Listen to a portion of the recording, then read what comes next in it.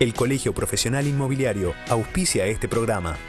Colegio Profesional Inmobiliario, cada vez más profesionales. ¿Conocés los planes de salud de Andar, la obra social de los viajantes vendedores? Planes para empleados en relación de dependencia, monotributistas y particulares. Solicita un asesor comercial al 0810-345-0184. Los escribanos de la ciudad lanzan los documentos notariales digitales. La misma seguridad de los documentos papel en soporte digital. La misma certeza de la firma hológrafa con firma digital. Y hacen de la seguridad informática tu seguridad jurídica. Colegio de Escribanos de la Ciudad de Buenos Aires. Programa 660 entre ustedes y nosotros. Es el primer programa casi que hacemos Osvaldo Pérez San Martino después de las PASO, ¿no? Así es. Después de las elecciones que habíamos calificado como primarias abiertas, simultáneas y obligatorias, y en las cuales no se eligió absolutamente nada, porque no se eligieron ni diputados, ni senadores, ni gobernadores, ni presidente y vice. Se trataba de elecciones que iban a definir quiénes de aquellos que se presentaban como precandidatos pasaban a la categoría de candidatos. Pero evidentemente, más allá de que las distintas agrupaciones políticas no presentaban competencia interna porque previamente ya estaban designados quiénes eran los que iban a competir por la primera magistratura de la nación argentina, tuvieron un significado político evidente. No es lo mismo haber obtenido un 47, 48% como obtuvo la fórmula del Frente de Todos que el 32% que en los guarismos finales obtuvo la fórmula Macri-Piquetto de Juntos por el Cambio. Sí, sobre todo que fue un impacto muy grande esa diferencia tan significativa, porque no se la esperaba. Se suponía que iba a ganar la fórmula kirchnerista, pero con un margen de 4 o 5%, 6 digamos, el 15 o 16 después en el escrutinio definitivo creo que se acerca a un 16 la diferencia, hace que muchos hayan considerado que la elección ya estaba definida, que en definitiva las elecciones generales de octubre iban a ser un trámite, pero que ya teníamos un presidente electo, lo que evidentemente no es así. No es así. Me muevo de dos reflexiones. Primera, el fracaso de las encuestas, totalmente, porque sacando una encuestadora hecha por jóvenes de las facultades sociales de la Universidad de Buenos Aires, donde un joven, Manuel Zunino, creo que es el que dirige esa consultora, que acertaron los números con una aproximación bastante significativa, el resto de las consultoras fallaron totalmente. Y esto se explica también porque hoy no se hacen más, en general, de manera presencial, sino de que se realizan a través de muestreos telefónicos. Estos muestreos telefónicos llevan a que se tomen en teléfonos de línea y no en móviles. Hoy en día prácticamente el teléfono de línea... sobre todo en los más pobres. Exactamente. Los más pobres no tienen teléfono de línea. Entonces más, había todo un sector subrepresentado, digamos, en esas encuestas. Exactamente. Y por más que digan que el muestreo toma distintas zonas geográficas, toma distintos parámetros ABC1 y clase media baja, sectores más vulnerables de la población, al hacerlo telefónicamente no puede tener un muestreo absolutamente fehaciente, fidedigno de lo que está ocurriendo. Eso por un lado. Y por el otro lado también, que esto que decías vos recién, que se refería a el significado que habían tenido las PASO, hizo que también muchos periodistas empezaran a hablar de transición. Y acá no había ninguna transición porque había un presidente en funciones que aspira a su reelección, y por el otro lado un candidato que había obtenido una cantidad exuberante de votos, Alberto Fernández, pero que todavía no había sido consagrado presidente de la Nación. Sin negar esa gran magnitud que tiene un efecto 12 político. 12 millones de votos no es para y que hace que nos guste, y a nosotros no nos gusta mucho, Alberto Fernández sea el candidato que más probablemente llegue a la presidencia. Lo cierto es que fueron elecciones curiosas, primarias, de las que ya hemos hablado muchas veces, pero no fueron elecciones generales, no decidieron jurídicamente nada. Y que ahora ponen en el tapete también la innecesariedad de hacerlas, porque me parece que los partidos políticos, de acuerdo a lo que se fijan sus normas internas, deberían ellos ser los que, del modo que así lo resuelvan, elijan quiénes son los candidatos que van a competir en las elecciones nacionales, provinciales o municipales, o del gobierno de Ciudad Autónoma. Entonces creo que es otro elemento más para que estas pasos, ya de por sí inconstitucionales, sean derogadas por el Congreso Nacional. Es que apareció un nuevo argumento que no habíamos previsto. Siempre criticamos nosotros las pasos porque nos parecían que violaban la libertad de los partidos políticos de determinar ellos cómo iban a ser sus candidatos y por muchas otras razones. Pero ahora surge este hecho nuevo, que es que ante una diferencia tan grande y faltando varios meses para las elecciones generales y después para el traspaso del poder, se genera una situación no deseada. No deseada, una situación... que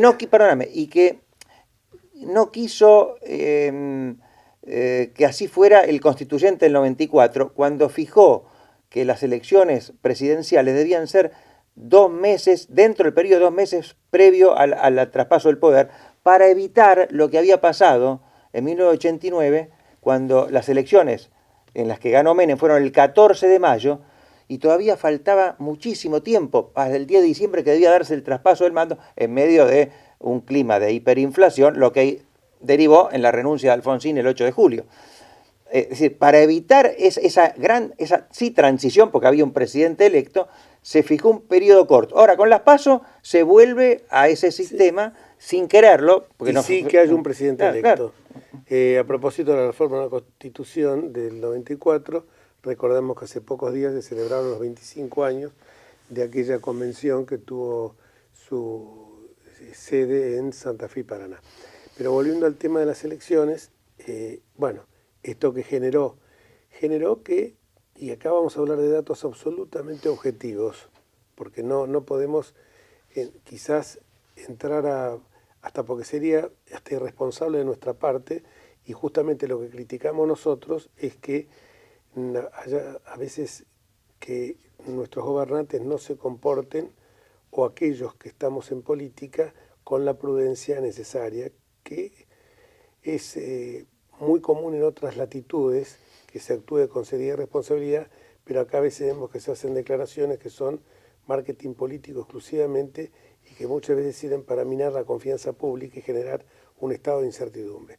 Los hechos objetivos fueron de que el 9 de agosto, hubo se circuló una encuesta donde lo estaba dando al gobierno con una ventaja importante. O por lo menos con una paridad. A la paridad, pero con una ligera ventaja. ¿Y esto qué provocó? Provocó que tanto el mundo bursátil se moviera hacia el alza y por el otro lado también a que el dólar se mantuviera en un precio relativamente tranquilo, hasta bajó un poco. Pasaron las PASO, el día 12 se produce una convulsión muy grande y acá voy a los datos objetivos.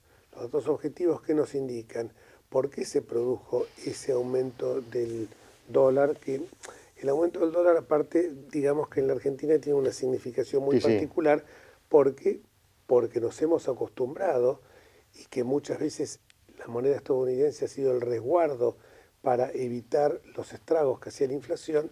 El dólar genera necesariamente su aumento inflación. La inflación que genera aumento de los productos básicos y también genera mayor pobreza y mayor desocupación. Eso estamos claros. Entonces, en el momento en que se produce esto, evidentemente hubo una desconfianza internacional hacia, quizás no hacia la figura de Alberto Fernández, pero sí hacia el kirchnerismo en general, porque los 12 años de gobierno kirchnerista no fueron un dechado de virtudes en materia económica. Sí, digámoslo de la forma más suave, no fueron muy amigables con los mercados. No fueron muy amigables con el mercado. Entonces, se produjo esa situación a la cual en las primeras horas pudieron haber contribuido algunas declaraciones imprudentes de la fórmula que había obtenido esa cantidad casi homérica de votos, la fórmula de el Frente de Todos. Luego vino una moderación en las declaraciones y entonces empezamos a advertir que cuando los funcionarios y los de todos los colores no se comportan con prudencia, con responsabilidad, con mesura, no se lleva tranquilidad o calma a la gente. Y esto hace que aflore la desconfianza por un lado y la incertidumbre tanto política como económica. Se da una situación paradójica porque el periodo electoral es aquel en el que los principales candidatos más deben diferenciarse, más deben separarse, ser antagónicos. Pero la particular circunstancia que vive la Argentina, la crisis, la situación bastante delicada en el terreno económico, obliga a la cooperación. Esto requiere un cierto equilibrio. Ellos han dialogado, por suerte, por teléfono, suerte. Y según trascendió periodísticamente varias veces, Fernández, luego de algunas declaraciones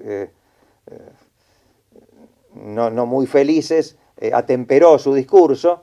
El presidente Macri tampoco lo hostilizó, y estamos en esa situación en que ambos deben tratar de cooperar, pero al mismo tiempo diferenciarse, porque son los principales candidatos para octubre. Hay una competencia electoral. Claro. Entonces me parece, y en el caso del presidente todavía tiene que seguir estando en la gestión, pero aparte no tiene que olvidarse que tiene que hacer campaña electoral. Por eso la situación es tan compleja y por eso requiere, en este caso, de una templanza y de una madurez como pocas veces se ha visto en nuestra historia. Y la verdad que uno dice, es un tiempo realmente insólito en la Argentina, ¿no? No, porque algunos le reclaman a Macri que sea presidente y no candidato. Bueno, él es candidato. Él es las dos cosas. Evidentemente no va a poder ser el candidato que hubiera sido en otras circunstancias, porque va a tener que tener esa moderación y ocuparse más de lo que le está pasando a la Argentina que de su programa electoral y de contrarrestar el discurso de adversario. Pero al mismo tiempo no puede dejar de ser candidato, porque no es solo la persona de él.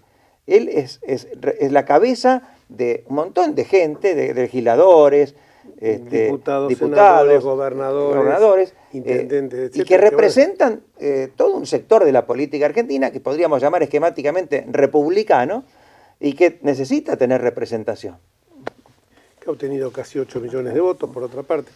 Bueno, las primeras horas se tomaron algunas decisiones, me parecen importantes, como por ejemplo la eliminación del IVA para los productos de la canasta básica, ahora incluso ampliada también a los kioscos y almacenes, no solo a las grandes cadenas de supermercados, el hecho de la eliminación, o mejor dicho, de la baja del mínimo no imponible, el congelamiento de los combustibles. Me parece que estas medidas fueron para paliar a quienes son los sectores más vulnerables, que en definitiva terminamos siendo una gran parte de la población, porque el impacto en el bolsillo de una macroeconomía que se estaba ordenando, pero que evidentemente los efectos de la misma no llegaron a la micro, producen justamente estos efectos que había que de alguna manera corregir con estas medidas. Bueno, y después se fueron ampliando cuando asumió el ministro Hernán Lacunza el cargo de ministro de Economía de la Nación. Sí, con algunas medidas que, digamos, no están dentro del ideario de Macri ni de Juntos por el Cambio, pero no lo están en tiempos normales. En tiempos extraordinarios requieren medidas extraordinarias también, como este neologismo, el reperfilamiento de cierto tramo de la deuda, y un control de cambios bastante acotado, que nada tiene que ver con lo que fue el cepo kirchnerista, pero que tampoco en tiempos normales hubiera aplicado este gobierno, y que sin embargo hasta ahora está funcionando de acuerdo a los objetivos planteados. Los objetivos que era tranquilizar el dólar, por esto que estábamos diciendo, el impacto tan fuerte que tienen las otras variables económicas, un aumento de la divisa norteamericana, por un lado, y por el otro lado también buscar acomodar estos desfasajes de la macroeconomía. En medio de esta suerte de medidas que se están tomando y que están contando con la aquiescencia de con el acuerdo de todas las fuerzas políticas, porque el caso de la eliminación del IVA para los productos de la canasta básica lo hemos vivido permanentemente en el Congreso como un reclamo de las principales fuerzas opositoras, más allá que ahora los gobernadores se quejen.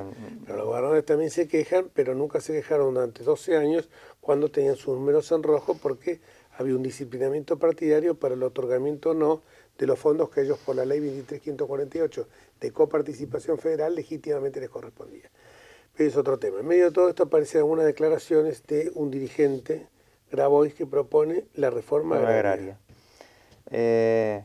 Sí, y en un video curioso, habla de la reforma agraria y que va a impulsar que los que tienen tierra de no sé hasta cuánto, 5.000 o 50.000 hectáreas, no sé qué, un número completamente arbitrario, sean expropiados. Inclusive la expropiación la quiere pagar con bonos a 20 años. Se ve que no leyó, pese a que es abogado, se ve que faltó a la clase en la que enseñaron el artículo 17 de la Constitución, que dice que la expropiación debe ser previamente indemnizada, que no podría pagarse con bonos a 20 años. Es un tema interesante porque en esa alianza variopinta que es el Frente de Todos, hay sectores como este muchacho que ellos tendrán que ver, porque no ha salido a desmentirlo, o sea, los representa. El ciudadano común debe saber si esa va a ser la política del Frente de Todos. Atrasa un poquito el reloj de la historia, ¿no? Porque ni siquiera no hubo ninguna experiencia exitosa en estas direcciones, por caso China, por caso Rusia o por caso Cuba. Bueno, China y Rusia ya revieron esa posición, todavía Cuba, y bueno, justamente Cuba está con un grado de atraso absolutamente significativo o altamente significativo. Lo curioso es eso, que muchas veces estas declaraciones son, al no ser desmentidas, parece como aquello que aprendimos en la Facultad de Derecho, el que calla otorga, y si alguien que está en mi fuerza política hace declaraciones de este tipo, habría que saber desmentirlas, cuanto menos, ¿no?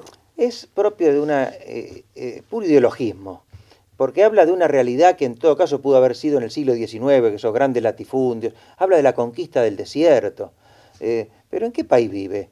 Eso ya no existe.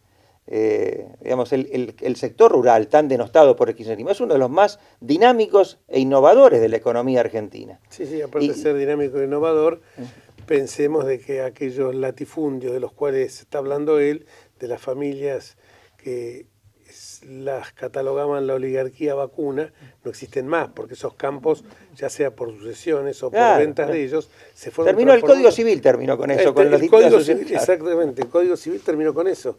El Código Civil en su primer variante, define del siglo XIX. De 1869 empezó a regir con 1870. Claro, exactamente. Bueno, me parece que... Pero digamos, como mensaje, es muy malo, porque la Argentina necesita desarrollarse y para eso necesita seguridad jurídica, necesita que se protejan la propiedad, los derechos contractuales. ¿Quién va a invertir con este tipo de mensajes? Justamente creo que son los que ahuyentan los capitales, como aquel ministro de Economía y candidato a gobernador de la provincia, que un buen día dijo: la seguridad jurídica es un concepto horrible. Esto espantó muchísima gente.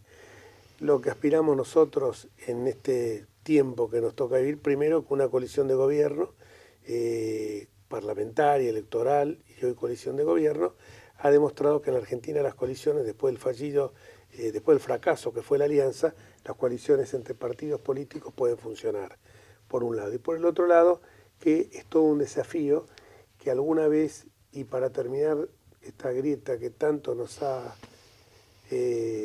carcomido la política argentina, los gobernantes, los dirigentes políticos, más allá de lo que puede ocurrir en una elección, en una campaña electoral, donde se pueden discutir con ardor, con vehemencia, posturas políticas, tengamos primero en cuenta que nos debemos cuidar todos, no solamente ciudadanos de a pie, porque todos somos ciudadanos de a pie, en definitiva, cuidarnos entre todos, y para eso la prudencia, la calma, la tranquilidad, la mesura de nuestros comportamientos van a ser extremadamente útiles. Porque todos formamos parte del mercado. La gente cree que el mercado son 4 gordos de Wall Street fumando un habano larguísimo, y el mercado somos todos. El mercado es algo que no podemos, digamos, no es una abstracción, son personas concretas que toman decisiones, que son productores, que son financistas, que son consumidores, y consumidores somos todos, son profesionales y son obreros, son comerciantes, son industriales, son productores agrícolas, todos esos conforman el mercado. Y para llevar tranquilidad a ese mercado, insistamos en esto: mesura, calma y sobre todo diálogo, mucho diálogo y la búsqueda de consensos. Hasta la próxima edición. Chao.